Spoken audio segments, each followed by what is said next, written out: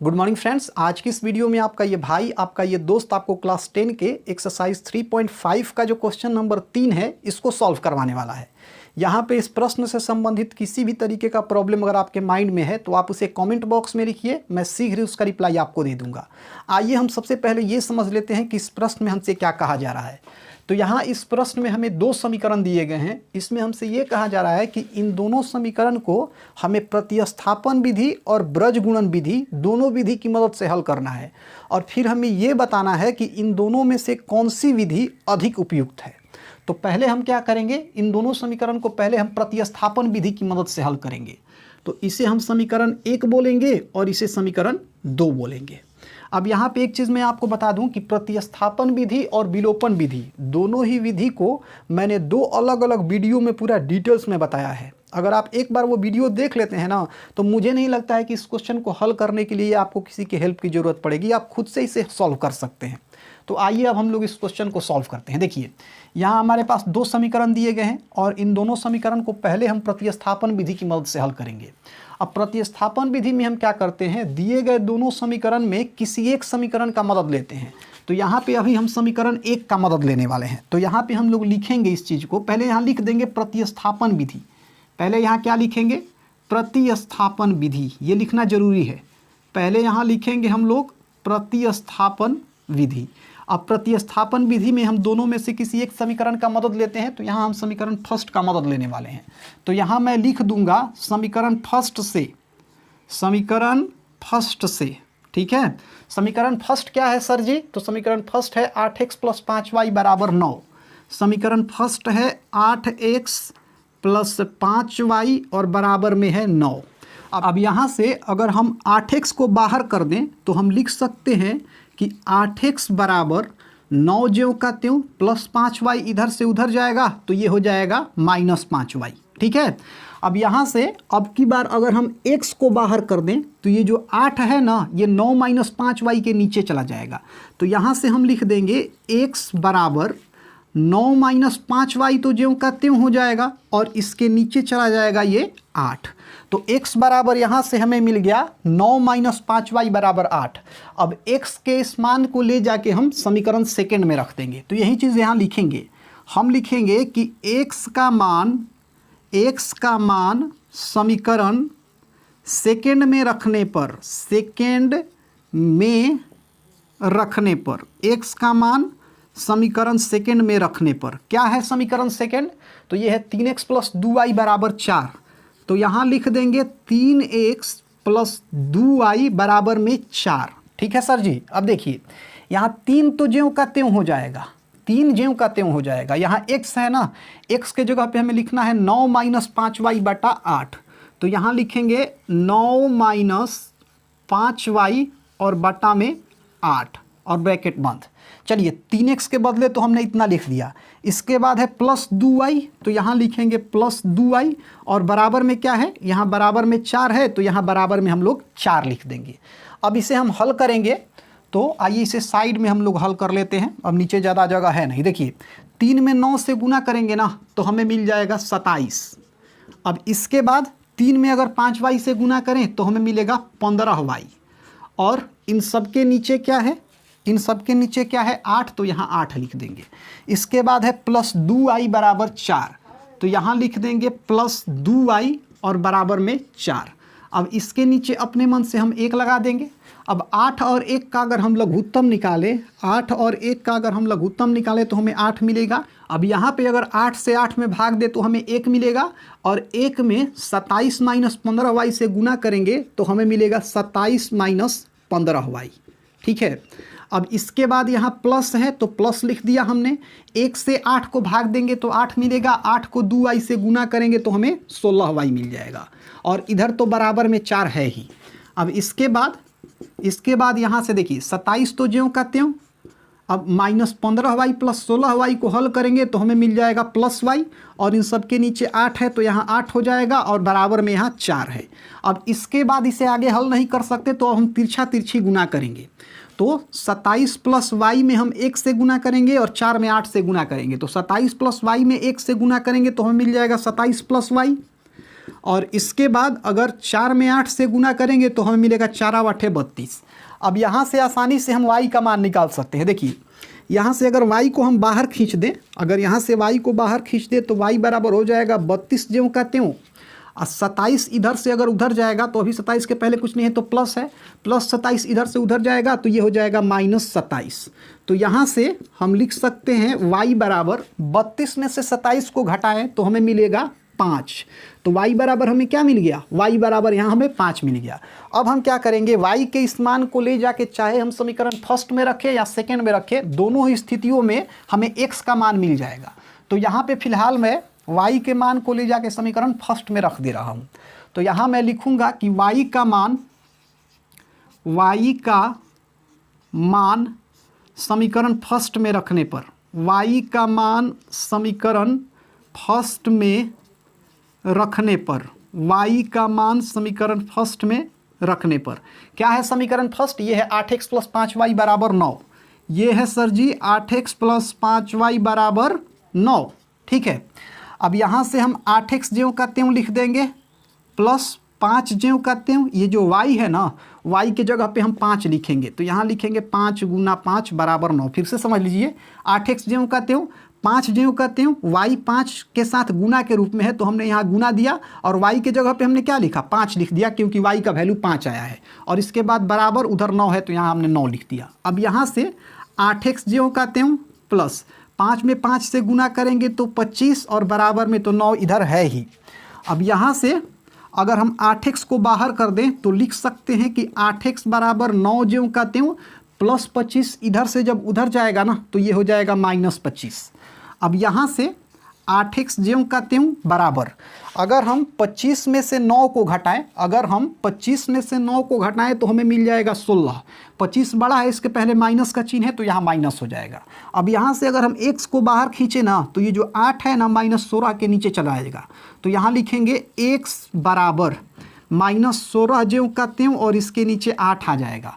तो यहाँ से x बराबर हमें मिल गया 8 दूनी 16, मतलब x बराबर हमें मिला -2। तो यहाँ x बराबर हमें मिल गया -2 और y बराबर हमें मिल गया 5। तो इस तरीके से प्रतिस्थापन विधि की मदद से हमने दिए गए समीकरण को हल कर लिया। अब यहाँ हम क्या करेंगे, अब हम फिर इन दोनों समीकरण को ब्रज गुणन विधि की सहायता से हल करेंगे। अब देखिए ब्रज गुणन विधि की सहायता से अगर आप समीकरण को हल कर रहे हैं ना तो स्टूडेंट को सबसे ज़्यादा दिक्कत जानते हैं कहाँ होता है, स्टूडेंट को सबसे ज़्यादा दिक्कत होता है उसमें जो फॉर्मूला हम लोग यूज़ करते हैं ना, जिस सूत्र का यूज करते हैं हम लोग ब्रज गुणन विधि द्वारा समीकरण को हल करने में, वो सूत्र बड़ा पेचीदा है और बड़ा टेढ़ा है। अभी आपको सूत्र दिया जाएगा याद करने के लिए ना तो अभी आपको याद रहेगा, और 2 घंटा के बाद आपसे पूछा जाएगा ना तो आप कंफ्यूज हो जाइएगा, आप भुला जाइएगा। तो इसी कन्फ्यूजन और कठिनाई को दूर करने के लिए मैंने इस सूत्र को याद करने का एक शुद्ध और आयुर्वेदिक ट्रिक बताया है। कहाँ बताया है, जहाँ पे मैंने ब्रज गुणन विधि द्वारा समीकरण को हल करना सिखाया है जिस वीडियो में ना, उस वीडियो में मैंने इस सूत्र को याद करने का एक बहुत ही आसान ट्रिक बनाया है। अगर आप उस वीडियो को एक बार देख लेते हैं ना तो इस सूत्र आपको जीवन भर याद रहेगा। खैर चलिए अब हम इस समीकरण को ब्रज गुणन विधि की सहायता से हल करते हैं। तो देखिए ब्रज गुणन विधि की सहायता से अगर इसे हमें हल करना है तो हमें क्या करना पड़ेगा, हमें a1 a2 b1 b2 और c1 c2 निकालना पड़ेगा। मैं आपको बार बार ये चीज़ बता रहा हूँ कि जब भी हमें a1 a2 b1 b2 और c1 c2 निकालना हो तो हम ध्यान रखेंगे कि दिए गए समीकरण में बराबर के उस तरफ 0 का होना आवश्यक है। जब तक समीकरण में बराबर के उस तरफ 0 नहीं रहेगा तब तक हम a1 a2 b1 b2 और c1 c2 नहीं निकाल सकते। अब आप यहाँ देख सकते हैं कि इन दोनों में से किसी भी समीकरण के बराबर के उस तरफ 0 नहीं है। तो हम थोड़ा इन दोनों समीकरण को सुधार करके लिखेंगे। तो आइए पहले इन दोनों समीकरण को सुधारते हैं। अभी हम इसको समीकरण 1 और समीकरण 2 नहीं मानेंगे, जब हम सुधार लेंगे ना तो वो हमारा समीकरण 1 और समीकरण 2 होगा। तो पहले इसको सुधारते हैं। 8x + 5y बराबर 9, 8x + 5y और बराबर में है सर जी 9। अब हम क्या करेंगे, देखिए बराबर के उस तरफ ये जो 9 है ना, इस 9 को उस तरफ से हम इस तरफ भेज देंगे। तो अभी 9 के पहले कुछ नहीं है तो क्या है, प्लस है। तो हम लिख सकते हैं 8x + 5y बराबर +9, कोई दिक्कत नहीं है।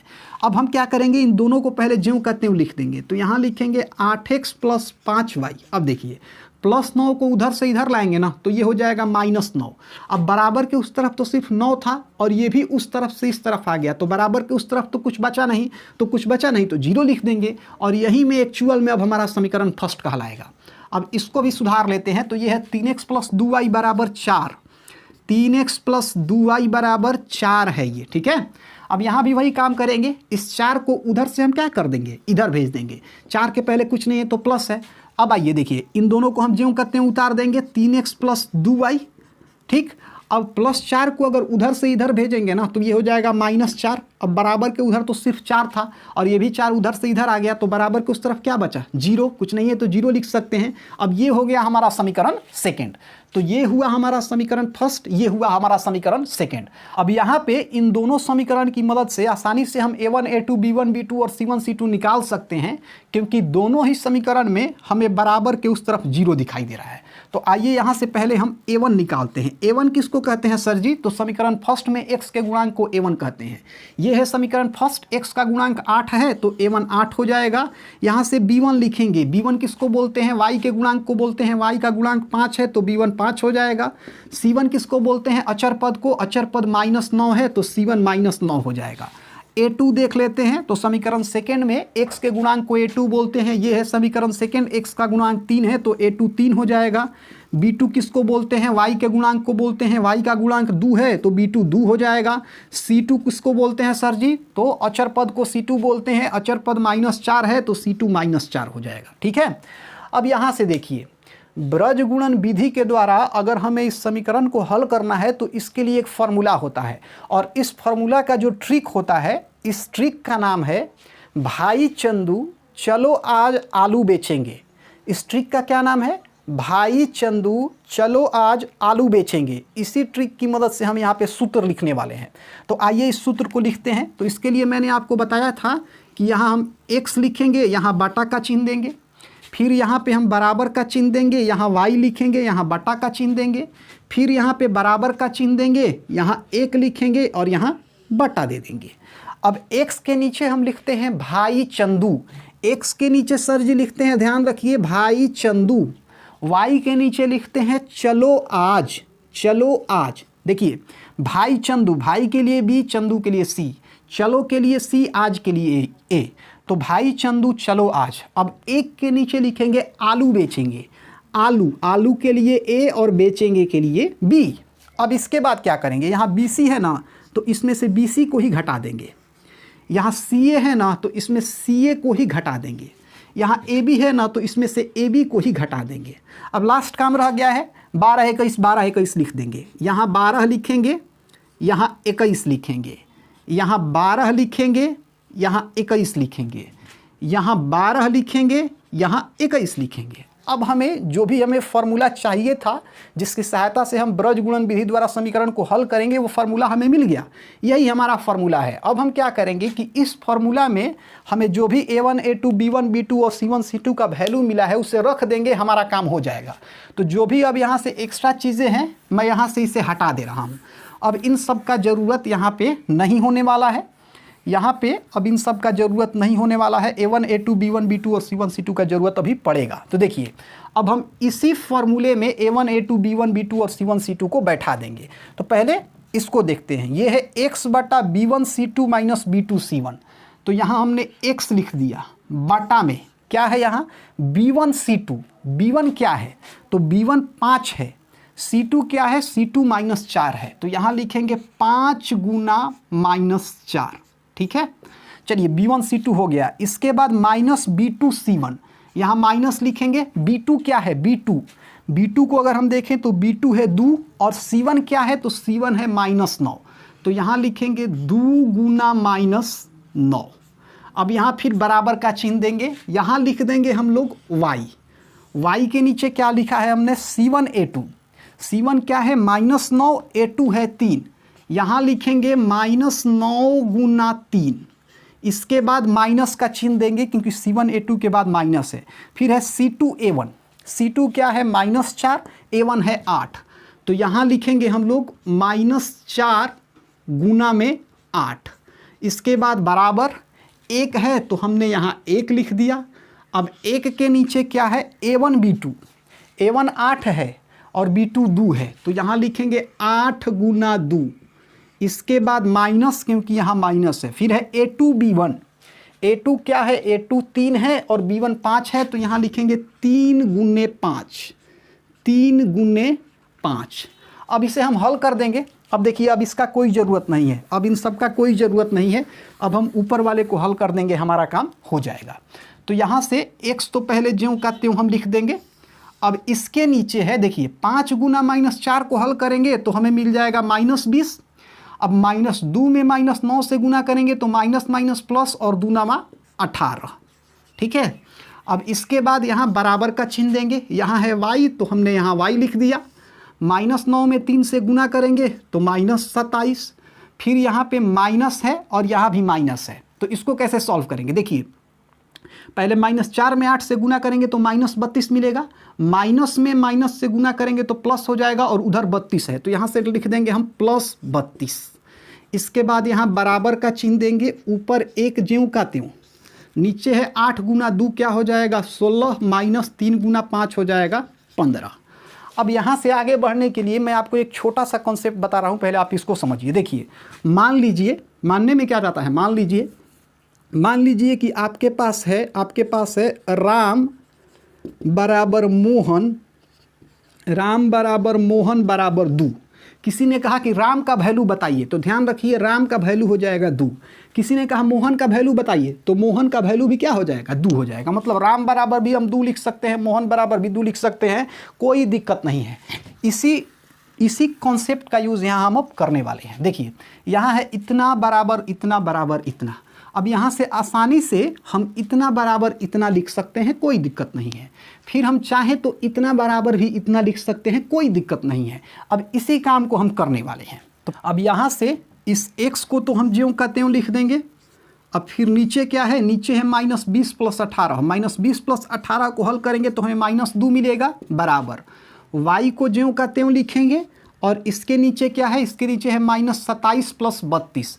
-27 + 32 को हल करेंगे तो हमें 5 मिल जाएगा, बराबर यहाँ है 1 और नीचे है 16 - 15 को हल करेंगे तो हमें 1 मिलेगा। अब देखिए इसके आगे बढ़ने से पहले मैं आपको एक छोटा सा कॉन्सेप्ट बता रहा हूँ, पहले आप इसको समझ लीजिए। मान लीजिए मानने में क्या जाता है, मान लीजिए राम बराबर है मोहन, राम बराबर क्या है मोहन, और मोहन बराबर है 2, ठीक है। या मान लीजिए मोहन बराबर है 2 रुपया। तो यहाँ से हमने लिखा राम बराबर मोहन बराबर 2 रुपया, तो हम यहाँ से लिख सकते हैं कि राम बराबर 2 रुपया, मतलब राम के पास कितना रुपया है 2 रुपया। हम यहाँ से ये भी लिख सकते हैं कि मोहन बराबर 2 रुपया, मतलब मोहन के पास कितना रुपया है 2 रुपया। तो हम यहाँ आपसे यही कहना चाहते हैं कि राम बराबर मोहन बराबर 2 है, तो हम राम बराबर भी 2 लिख सकते हैं और मोहन बराबर भी 2 लिख सकते हैं, कोई दिक्कत नहीं है, ठीक है। अब इसी कॉन्सेप्ट का यूज़ हम आगे इसको सॉल्व करने के लिए करेंगे। हम क्या करेंगे, पहले हम x बटा -2 बराबर 1/1 लिखेंगे, उसके बाद y बटा 5 बराबर 1/1 लिखेंगे। तो यहाँ लिखेंगे कि जब x बटा -2, जब x बटा -2 बराबर 1/1, इसे तिरछा तिरछी हम गुना करेंगे। x में 1 से गुना करेंगे तो हमें x मिल जाएगा, बराबर 1 में -2 से गुना करेंगे तो हमें -2 मिल जाएगा। तो यहाँ से x बराबर सर जी हमें मिल गया -2। अब फिर इसको हम लिखेंगे, यहाँ लिखेंगे जब y बटा 5 बराबर 1/1, जब y बटा 5 बराबर 1/1, y में 1 से गुना करेंगे तो यहाँ y हो जाएगा, 1 में 5 से गुना करेंगे तो यहाँ 5 हो जाएगा। तो y बराबर क्या मिल गया 5। तो हमें x बराबर मिला -2 और y बराबर मिल गया 5।